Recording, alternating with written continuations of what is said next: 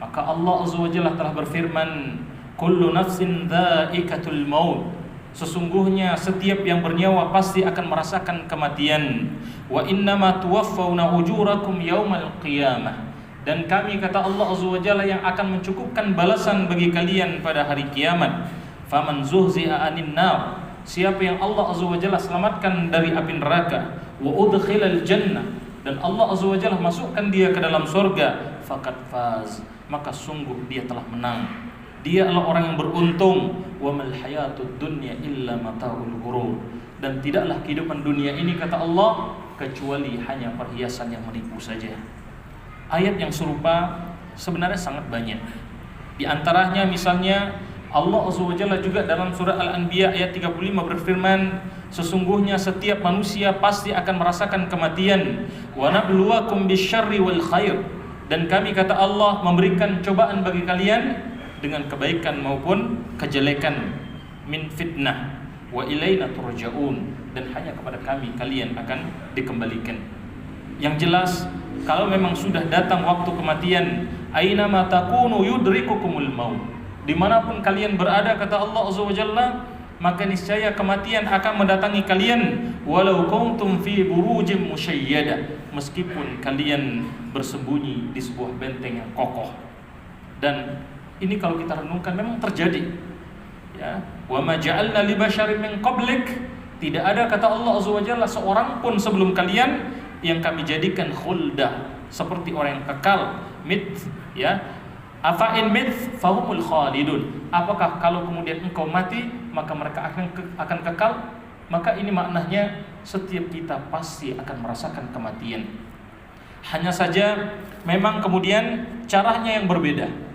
Ada orang yang meninggalnya dalam keadaan sakit, ada orang yang meninggalnya tanpa ada keadaan sebab apapun, ya.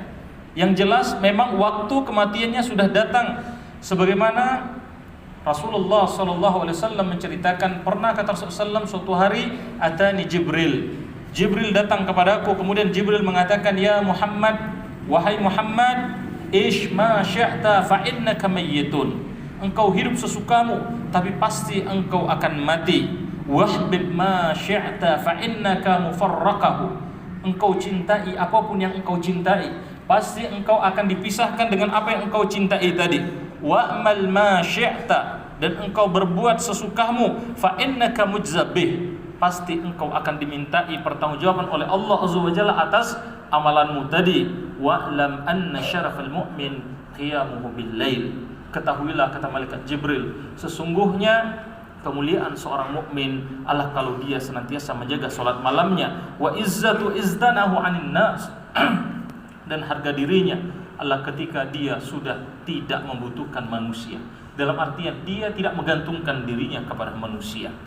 Makanya Hasan Al-Basri, seorang ulama besar pada masanya, beliau mengatakan, ma ra'aitu yaqinan la syakka fihi ashbahu bisyakkin la yaqinan fihi minal maut. Tidak ada suatu perkara pun yang aku lihat dengan penuh keyakinan tanpa ada sedikit pun keraguan padanya, kecuali pada diri kita ini pasti akan datang kematian. Yang kematian dalam sebuah syair dikatakan, tazudu minad dunya. Hendaklah kalian zuhud dalam kehidupan dunia ini. Fa innaka la tadri idza janna al-lail hal ta'ish ila al-fajr. Karena kalian tidak pernah tahu kalau kemudian gulitah gelap sudah datang, apakah kalian masih akan hidup sampai fajar? Fakam min sahih mata min ghairi illatin. Betapa banyak mereka orang-orang yang sehat dan mereka mati tanpa ada penyakit yang kelihatan. Wa kam man sakim 'asha hayna min ad-dahr. Dan betapa banyak orang yang dilihat oleh manusia dia dalam keadaan sakit, ternyata dia masih hidup dalam keadaan yang lama. Betapa banyak min sighar yartajitu la amrihim. Anak-anak kecil yang diharapkan mereka ini panjang umurnya. Wa qad udkhilat ajsaduhum dhulumatil qabr. Ternyata jasadnya telah dimasukkan dalam kegelapan kubur. Wa kam min urush zinuha li zawjiha. Dan betapa banyak pengantin-pengantin yang mereka dihiasi untuk suaminya. Wa qad nusijat akfanuha wa hiya la tadri. Padahal kain kapan telah disiapkan untuknya dan dia tidak tahu. Jadi dari waktu kita tidak pernah tahu kemudian kapan kematian tadi akan datang, karena ini adalah rahasia dari Allah Azza wa Jalla. Allah ingin menguji siapa di antara kita yang paling baik amalnya, sehingga setiap orang hendaknya dia senantiasa menyiapkan dirinya. Begitu juga dari tempatnya. Maka Allah Azza wa Jalla berfirman, "Wa ma tadri nafsun bi ayyi ardin tamut." Tidak ada satu jiwa pun yang tahu pada bumi mana dia akan meninggal. Yang jelas Rasulullah sallallahu alaihi wasallam beliau mengatakan, "Idza aradallahu qubida 'abdan bi ardin, ja'ala lahu fihi hajatan."